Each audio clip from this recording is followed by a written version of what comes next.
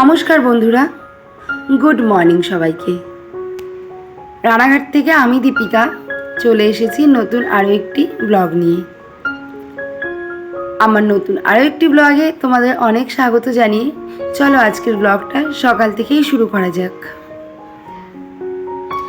আর ভিডিওটা কেউ একটু স্কিপ করো না, আশা করছি ভিডিওটা তোমাদের অনেক ভালো লাগবে এবং ভালো যদি লেগে থাকে তাহলে একটা লাইক করে দিও আর একটা কমেন্ট করে দিও। অনেক কষ্ট করে অনেক পরিশ্রম করে সারা দিন এত কাজের মধ্যেও শুধুমাত্র ব্লগ বানাই তোমাদের জন্য, তোমাদের ভালোবাসা পাওয়ার জন্য আর তোমাদের একটু কমেন্ট পাওয়ার জন্য। যদিও আমার ভিডিওতে এখনও লাইক বা কমেন্ট কিছুই আসে না, তবুও আশা রাখছি, ভালো ভালো ভিডিও করার চেষ্টা করছি যাতে তোমাদের ভালো লাগে, তোমরা ভালোবেসে আমার ভিডিওগুলো দেখো এবং তোমাদের মতামত জানাও। তো সকালে চিড়ামুড়ি সবই দেখছি কোটোতে খালি হয়ে গেছে। তো যতই দোকান থাকুক না কেন, আগে দোকান থেকে অল্প অল্প করে এনেই খেতাম, কিন্তু আমার না সেই ব্যাপারটা বেশ ভালো লাগে না। সব সময় আমার মনে হয় যে রান্নাঘরটা থাকবে একদম মা অন্নপূর্ণা দেবীর আশীর্বাদে পরিপূর্ণ, সব খাবার দাবার সব সময় যেন আমার রান্নাঘরে পরিপূর্ণ থাকে, এরকমটা আমার মনে হয়, সব সময় ইচ্ছেও এরকম। কিন্তু ওই দোকান অল্প অল্প করে আনি, কিন্তু এখন আর তাই করি না, এখন কৌটোতে এনে রাখি। তো যতটা চলে আবার গিয়ে নিয়ে আসি, কৌটোতে রেখে দিই। আর রান্নাঘরটা আমার যতই প্রপার না হোক, যতই কাজের হোক না কেন, কাজের ঘর হোক না কেন, তবু আমার কাছে তো একটা রান্নাঘর, তো এটাকে তো আমি চাইবই সবসময় সাজিয়ে গুছিয়ে রাখতে। আর একটা মানুষ আসলে চট করে যেন খাবারটা হাতের সামনে দিতে পারি বা কিছু করে দিতে পারি, এই ব্যাপারটা আমার ভীষণ ভালো লাগে। তো আজকে সকালে টিফিনে ছিল দেখো লাল চা আর চিড়া ভাজা আর চানাচুর। আর এই চিড়া ভাজাটা খেতে না তোমার দাদাভাই ভীষণ ভালোবাসে।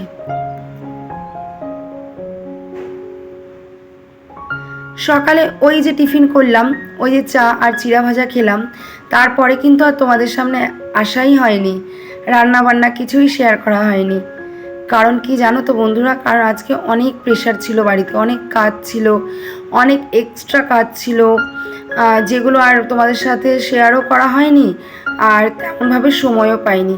কারণ ওদিকে সুতো ঘোরাচ্ছিলাম, মেশিন চালাচ্ছিলাম, আবার এরই ফাঁকে টুকটুক করে রান্নাটাও সেরে ফেলেছিলাম।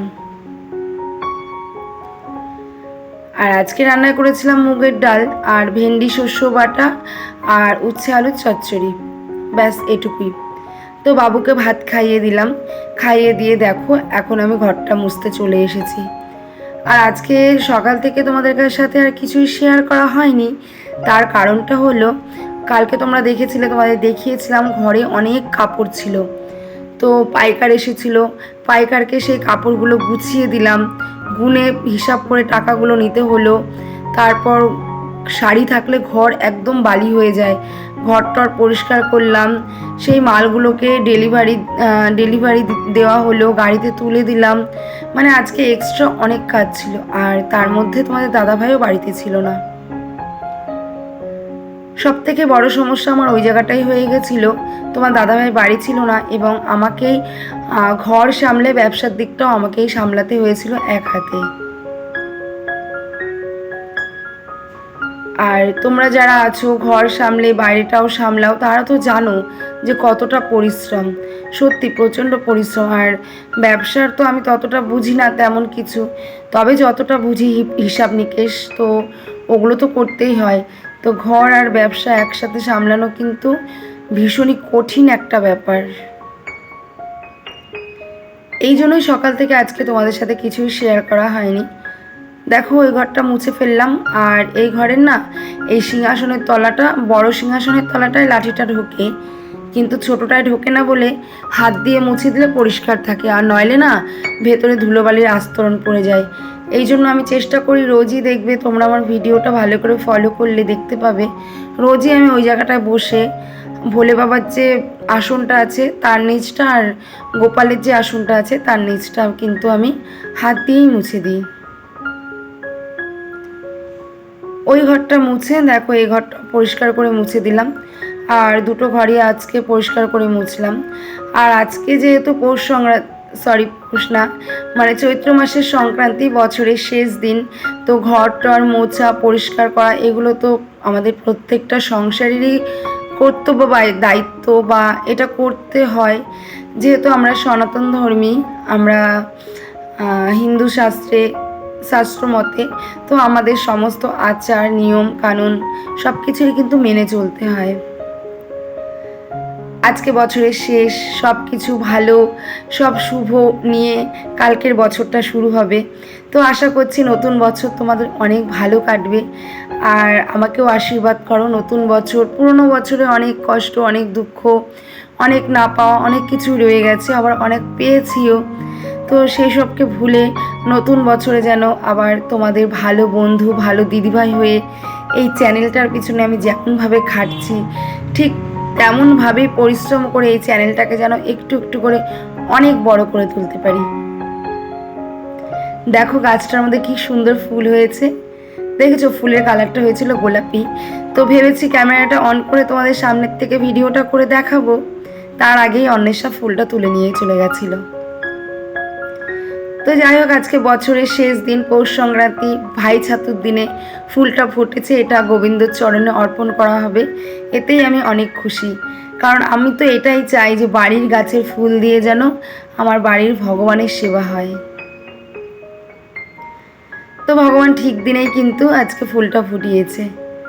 তো যাই হোক, ঘরটর মুছে, আর এখন দেখো আমি বিকেলে তো উঠোন ঝাড় দিই, যেটা তোমাদের সাথে শেয়ার করা হয় না। আর উঠোনটা আমি মাঝে মাঝে কি করি, মাঝে মাঝে দুপুরে স্নানের সময়ও ঝাড় দিয়ে ফেলি, আবার কখনো কখনো স্নানের সময় যদি সকাল সকাল স্নানটা করে ফেলি, সেদিন আর স্নানের সময় দেওয়া হয় না, সেদিন বিকেলে ঝাড় দিই। তো এইটা তো আর তোমাদের সাথে শেয়ার করা হয় না, যেহেতু আজকে সকালের কোনো কাজবাজি তোমার সাথে শেয়ার করিনি, তাই ভাবলাম কেন না আজকে বিকেলের উঠোন ঝাড় দেওয়াটা তোমাদের সাথে শেয়ার করি। তো উঠোন টুঠোন ঝাড় দিয়ে দেখো আমি এখন স্নানটাও করে নিলাম, আর এখন যে স্নান করে জামা কাপড়গুলো হয় এগুলো মেলে দিচ্ছি। আর বলো তো কি বন্ধুরা, এই যে আমি ইউটিউব ভিডিও করি, এই জন্য কিন্তু আমি অনেকের কাছে অনেক হাসির পাত্র হয়ে যাই, হাসির খোরাকও হয়ে যাই। এবার আমি ওগুলো সব কিছুকে সাইডে সব কিছুকে ফেলে আমি এগিয়ে চলার চেষ্টা করছি, তোমাদের ভালো ভালো ভিডিও উপহার দেওয়ার চেষ্টা করছি। কারণ কি বলো তো বন্ধুরা, লোকে শুধু হাসতেই জানে, আর লোককে নিয়ে নিন্দা পরচর্চা এগুলোই করতে জানে, আর কারোর ভালো তো একদমই সহ্য করতে পারে না, তো এগুলোই করে। তো এইগুলোকে এই জন্য এখন আর গায়ে মাখি না। লোকের হাসির খোরাক, হাসির পাত্র হয়ে ওই লোকের মন রাখার জন্য রাস্তায় গিয়ে গল্প করার থেকে এই যে বাড়িতে বসে বসে সমস্ত কাজকর্ম করে এই যে ভিডিও করি, নিজের সমস্ত কিছুটাকে তোমাদের সামনে তুলে ধরার চেষ্টা করি, আরও আরও আরও অনেক বেটার করার চেষ্টা করি, এইভাবেই কিন্তু বেশ ভালো সময় কেটে যায়। তো আমি চাই না কারোর হাসির পাত্র হওয়ার, এবং কারোর হাসির খোরাক হয়ে তাদের মন জুগিয়ে চলার। নিজের মতো করে নিজে চলবো, নিজের লাইফটাকে নিজেই বেছে নেব। তো তোমরা কি আমার সাথে একমত? অবশ্যই একটা কমেন্ট করে জানিও। আমি স্নান করে নিলাম, আর অন্বেষা দেখো এদিকে পুজোটা দিয়ে নিচ্ছে। আজকে হচ্ছে আবার পৌষ সংক্রান্তি বলে ফেলছি, চৈত্র সংক্রান্তি, বছরের শেষ দিন। তো আমাদের মধ্যে ভাই ছাতু দেওয়ার নিয়ম আছে, আর আজকের দিনে ছাতু মুড়ি খেতে হয়। তো আমার শাশুড়ি মাকে দেখেছি অনেক কিছু করতে, কিন্তু আমি কাজের জন্য আর এত কিছু করে উঠতে পারি না। আর এই দেখো আমাদের গাছের ফুলটা দেখেছো কি সুন্দর হয়েছে না বলো? তো সবার প্রথমে আজকে গোপালকে ছাতু খাইয়ে নিল। গোপাল মানে আমাদের বাড়ির সব থেকে বড় সদস্য, সব থেকে আমাদের পুচকু গোপালকে ভাই ছাতু খাইয়ে দিল, দিয়ে তারপরে দেখো অন্বেষা ওদের দুই ভাইকে এখন ছাতু দিয়ে দেবে।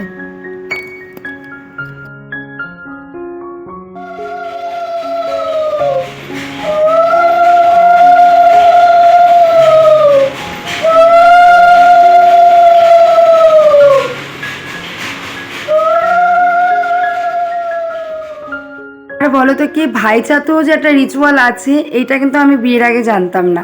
এইটা আমি আমার শ্বশুরবাড়িতে এসেই জেনেছি এবং দেখেছি। তো আমরা তো ভাইফোঁটাই জানতাম আর ওটাই মেনে এসেছি, ছাতুটা জানতাম না। তো যাই হোক, এটাও কিন্তু খুব ভালো একটা রিচুয়াল।